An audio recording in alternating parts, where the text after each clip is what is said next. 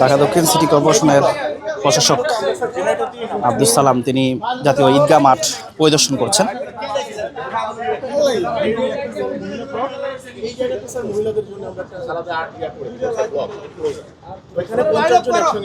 আপনারা দেখতে পাচ্ছেন ঘুরে ঘুরে তিনি জাতীয় ঈদগাহ মাঠ পরিদর্শন করছেন ঢাকা দক্ষিণ সিটি কর্পোরেশনের প্রশাসক আব্দুল সালাম। প্রায় ৩৫,০০০ মুসল্লি জাতীয় ঈদগাহ মাঠে একসঙ্গে ঈদের জামাত আদায় করতে পারবেন। RICL TMX, যুগের পর যুগ স্থাপনা থাকে মজবুত।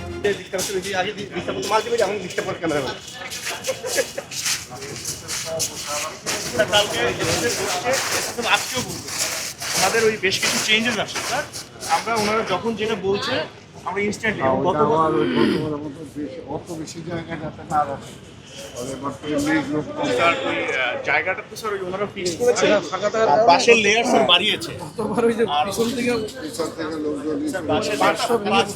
বাঁশের লেয়ার স্যার 5 ফিট করতে বলেছে। আর সিদ্ধান্ত এসেছে স্যার এই পাশে গেটটা থাকবে না।